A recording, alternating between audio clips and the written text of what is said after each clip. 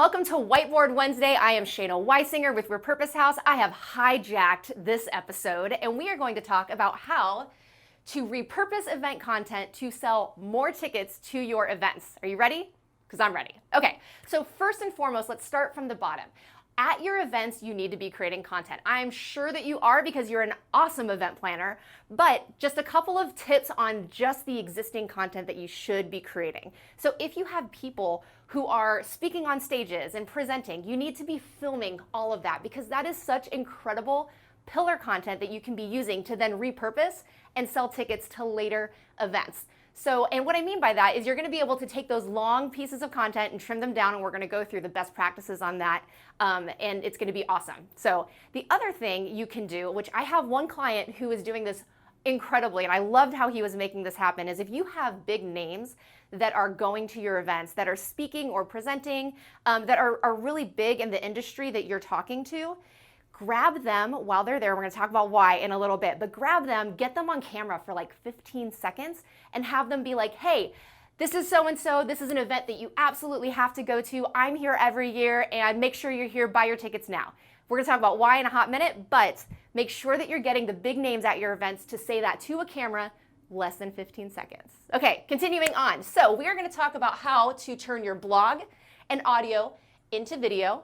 And we are going to tell you best practices and all of that fun stuff here for all of the different social media platforms. So you've now have all of these videos of amazing speakers at your event. They're real long. They've talked for 15 to 30 minutes, maybe an hour. You're going to want to take up to 2 minutes of those videos, something really super impactful that they said that can stand alone. So you want to make sure that whatever that 2-minute clip is, it can actually be something that helps your audience in their lives, in their business, in whatever way can actually help them move forward in whatever it is that they're doing. So up to 2 minutes. After 90 seconds, you're going to lose a ton of engagement. So you don't want to go past that really for any social media platform. Like, well, you can for YouTube, but we're going to talk about that in a second. But for Facebook, Instagram has a 1-minute limit anyway. The way you can get around that is if you have a 2-minute clip, you can cut it into 2 different clips. And now Instagram has that cool swipe feature, so you can load multiple videos into a feed. And you just make sure that in the comment and in the copy, you say, swipe for the second half. So you can get around that 1-minute limit there. Twitter, obviously, and then LinkedIn, up to 2 minutes is always the best practice. Okay, tagging. So you're going to want to tag everything. Now, so if you have this pillar content where somebody has spoken on your stage and said something really amazing, why not tag them in the video that you've repurposed? Because what happens there is cross promotion. Everybody loves when they say something super awesome and somebody else draws attention to it. So make sure that you're tagging the person who said the original quote in the video, and they'll probably share it too. Everybody loves to share their awesomeness, so why not make sure that you're drawing attention to that? Okay, and sharing. So that we kind of touched on that, but making sure that you're asking people to share the content. When you load something onto your own Facebook page, for instance, Facebook is a pay-to-play platform. It just is what it is. So if you're loading to a business page, you're not going to get nearly as many eyeballs as you think you are. It's like 7% or under, generally speaking. But if you ask people to share, if you have the person on the video sharing, now whoever is somebody that actually follows that person or whoever's friends with the person who's sharing or even commenting or engaging in some fashion, now this video populates on their feed for all of their friends' eyeballs to see. So making sure that you're sharing and you're asking for the engagement. And when I say engagement, I mean comments, likes, asking people to share with other people, asking people to tag their friends in it who could really benefit from that information. That's how you're really going to explode the views on this piece of content to people who you otherwise wouldn't be in front of. Cool? All right, moving on. So another thing you can do are quote cards. Taking a video or an audio piece, we're going to talk about tools to make audio happen. Quote cards are really, really helpful. So in that 2-minute video, there has to be up to 25 words that were just like, the bomb. And you can, the bomb, is the bomb still relevant? No, the bomb's relevant today. So up to 25 words. And because when you do more than that, it becomes a little bit overwhelming. There's a lot of text on screen. And when I say quote card, I mean an image that has like the person on it who said the cool thing. And then just the quote, something really short, sweet, and to the point that they said that is impactful. Again, tag and share. All right, let's talk about sizes. So every platform has a specific size that they need to use in order to get the best engagement. And these are here. How gorgeous are these beautiful graphics? I did not draw these, just so we're clear. Okay, so we've got these 4 platforms share the same thought process on feeds. So a feed is anything that you scroll with your thumb. So Facebook feeds, Instagram feeds, LinkedIn, Twitter, you name it. That's a feed if you're on your phone and you're scrolling with your thumb. Square is the best size to put on a feed for any platform. And when I say square, it's 1 by 1. So the same size, the same size. We all know what a square is. We all got past first grade. So that's going to be your best practice in size for all of the social platforms with feeds. 2 other platforms that share another similarity, as we all know, is Facebook and Instagram. So we can do, it's going to be story size, which is tall. It's 9 by 16. That is the size you're going to want to do in stories. And then you've got YouTube. YouTube is 16 by 9, it's landscape. Now, one mistake that people will make is they'll take the YouTube sized videos and they'll post it to Facebook. And you can do that, but Square, statistically, there have been tests run with paid budget where they say that Square gets the most performance. It takes up 78% more of the screen. It gets like 100% more engagement and like 33% more views. So use Square if you can. Now, when we're talking about Square, let's talk about the anatomy of a really effective video. So obviously Square is the right shape, and you can apply these things also to the stories versions. This is really going to help you with engagement there. But doing a heading.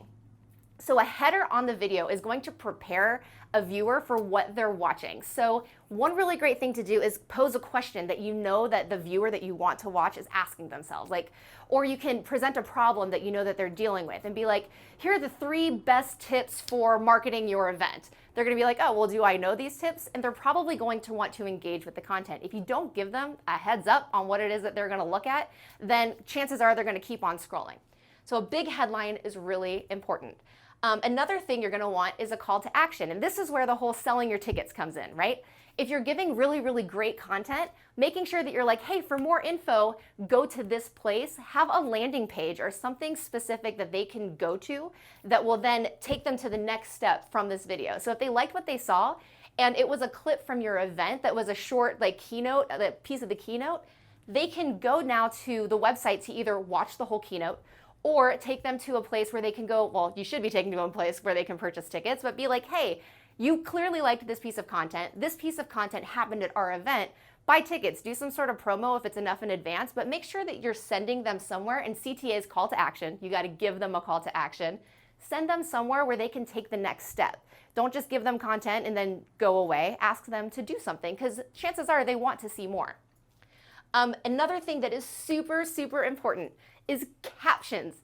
You have to put captions on your videos, and this is one of the most overlooked things because it's kind of a pain, and I understand, but 85% of people on Facebook scroll with the audio off. So if it's just a talking head and there's no captions to support what it is that they're talking about, then they're going to keep on scrolling. And some people are like, oh, well, people on LinkedIn wouldn't do that because they're business people and they actually look at videos with the audio on, and that is untrue. 80% of people on LinkedIn scroll with the audio off. So if you don't have captions on your videos on all of these platforms, you're running into massive problems on engagement. So one really easy way to get around that, and we're going to talk about that in tools also, is you can go into Rev. Rev.com does up to a minute for $1 for all caption files. And then you can either upload them to YouTube or you can upload into an app like Headliner. But know that you have to do captions regardless. Temi is also a really great resource as well. Temi is owned by Rev. Rev, when you go to ask for captions for them, Rev is an actual human who goes through your videos and pulls the captions out and gives them to you as a file so that you can then upload them into a platform like Headliner or into YouTube. Temi is AI. So Temi will do the same thing, but it's not as accurate, and sometimes it takes just a little bit of time to go through and make sure that the text is actually what people are saying. And sometimes it's just kind of fun to see what they come up with, honestly. I talk really fast, so this one will be really fun if they use Temi. So good luck, guys. Okay, so that's your caption tool. Captions are super, super important. I will reiterate this consistently. So once you have your captions, once you have your video and you know it needs to be square with all of this fun stuff, you're kind of like, well, how am I gonna make that happen? Because there's some magic to making this thing look really, really cool, right? So that's where things like Canva, Photoshop, and Headliner come in. The way we do it with Repurpose House, this is all we do, literally. We take content, long content, we chop it up and make it usable on all of these platforms. And we use Photoshop to create templates. So the template will have the headline in it. It'll be branded for your brand, for your show. You can have multiple templates and you can rotate through them. And if you're not like a graphic designer, no problem. You can go to something like Fiverr and ask them to create a template for you in Photoshop. Or if you don't have Photoshop, Canva is a really great online tool that's free that helps you create graphics. So what they can do is create multiple templates for you in square size and in story size. And if you want a cool template for your YouTube, they can do it in YouTube size also. Just give them these dimensions and let them give them your logo, give them your branding, have them make multiple template sets in Canva. And then all you have to go in and do is swap out the headline, right? Make sure the headline pertains to whatever that video is. Swap out, the call to action if that changes based on what piece of content it is. And then once you have that template, you can load it into a super cool platform like Headliner.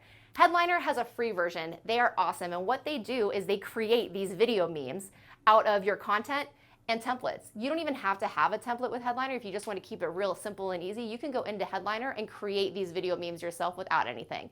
Add your text, add your logo, super, super simple. But what it does is when you load in your 2-minute clip, up to 2 minutes, remember, because after 90 seconds, you start to lose engagement, you upload to Headliner, and it will automatically generate captions for you. Again, it's AI, so Google's going to be doing it. You want to go through there and make sure that it's all good. But if you already went to Rev because you don't want to spend all that time going through your captions, there's a place for you to just upload the Rev file and it will automatically populate the captions timed for whenever they're actually saying it. It's a really, really great tool. You can also go in there and then adjust like the fonts for your captions, make them bigger, smaller, colors. You can add your own fonts if you talk to the team. It's a really amazing, amazing tool. Then you're able to load in your video, you're able to create graphics within it, and then all you have to do is click export and it will come out this beautiful square size that you'd like. There's another cool feature on it where you can duplicate the project and it will ask you what size you want it to be. So if you've already done all this work for a square video, you can hit duplicate project and it'll say, do you want it story size? Do you want a landscape? And you can say stories. And it will literally turn that same thing you just created into the story size. You have to adjust some of the graphics. Like if you had a really cool template created, all you'll do is delete the first template and add the next template and resize a few things, and you're good to go. Do that 3 times. Now you've got literally content, micro content that's super engaging, that has awesome call to actions for all of these platforms. And they are all formatted exactly the way that they're supposed to be to get awesome engagement. So those are my big tools to make sure that you can literally take one-hour even a podcast episode you can do, because they do audiograms also. So for those of you who don't know what an audiogram is, let's say you have a really cool podcast that revolves around your event, or like you were interviewing people on audio, you can take up to 2 minutes of that and turn it into video. And the reason why video is so important is because video gets shared 1,800% more than text and images combined on social media. Now, images also get more shares than text. Actually, where's my stat? We got one really cool stat about that. Or maybe not. Anyway, there's a stat that says the images do a lot better than text does, but video outperforms literally any type of content on the web. So if you've got audio, you want to turn it into video, and video for audio is technically an audiogram. And what that is going to be a really cool image, a template if you will, and a moving waveform over it that kind of moves when people are talking. So you can take, if you have tons of podcast episodes, you can turn that into a video, make sure it's captioned, same thing. And Headliner will also do that as well. It was actually intended to be an audio platform for podcasts, but now it does video and audio, and it's a super great, easy tool for you to take smaller clips and repurpose them all over the place. All right, so let's talk some best practices. Remember when I was talking earlier about getting people talking to camera and just having them be like, hey, if you've been to this event, this is the event to go to. If you're following me, I'm gonna be here. One client of mine, actually, it was incredible. He had these guys and gals, if you will, talk to camera, say those things, and then he used YouTube advertising to then put that video in front of those people's videos. So that he knows that his audience loves this person, right? They're gonna go to YouTube and look at their content. Now he has put this ad of them talking to camera about his event in front of all of the videos that people are already searching for. So when they go to search and they hit play, it's literally going to be this person that they've already searched for telling them, hey, if you want to go to a really cool event, I'm here, this is where you want to go. And it's super effective. And then you take them to the landing page where they can do all of their fun ticket buying and all that fun stuff. And it's just a really great and inexpensive tool to use, because YouTube advertising, like, there's a ton of resources on it. I'm not going to dive into it like crazy right now, but YouTube advertising is super inexpensive right now. It's definitely something to hop on and really get strategic with. So yeah, that's kind of it's a lot of information all at you at once. And I think that that's a lot for now. And we have a lot of resources about how to do further repurposing. If you have any questions, feel free to hit me up. Again, Shaina Weisinger. Comment below with where you know your audience is. What platform does your audience live on? And where should you be sharing the content that you know that they really want to see and can really engage with? And just make sure that you like this video, subscribe to the channel, and learn more with Whiteboard Wednesdays with endless events. Thanks, guys. Bonus tip. Okay, so one thing to know why you want to repurpose all of your content is because content lifespan is so short on social media. And let's talk a little bit about what that lifespan looks like.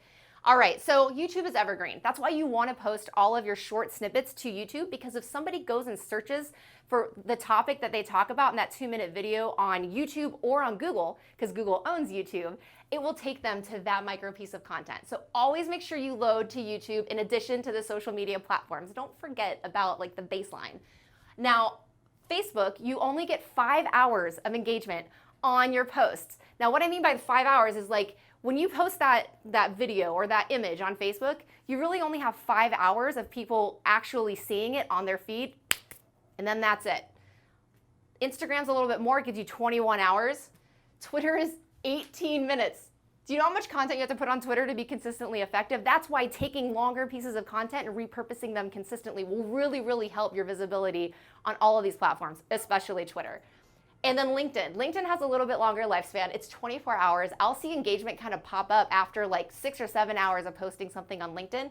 So you get a little bit more there, but still, 24 hours. You post something on Monday and you're thinking it's gonna last people all week, and it doesn't. It literally lasts one day. So that's why you have to take the longer piece and chop it up and make a ton of pieces and consistently be flooding people with valuable video and image content. Double bonus tip. Okay. This big old piece here that says blog, this beautiful graphic, how are you going to turn your blog into video? Because video is super, super effective. You are going to turn a tiny little chunk of that blog post into a text motion video. And it's not magic, I promise. There's a little app called wave.video. There's a couple of them out there, but wave.video is the tool that we like to use. And it's free also. And what you can do is take up to 100 words of that blog post that are super impactful, maybe something with stats or something with really good calls to actions, and you can make a really cool text motion video. They'll give you stock imagery, stock video to choose from. You can make sure that you load really cool videos in the background of what it is you're talking about in the blog, and create that cool little video. You can make them square, or you can make them the same like landscape and put it in a square template, and now you've got the whole enchilada, folks. All right, that's it. Bye.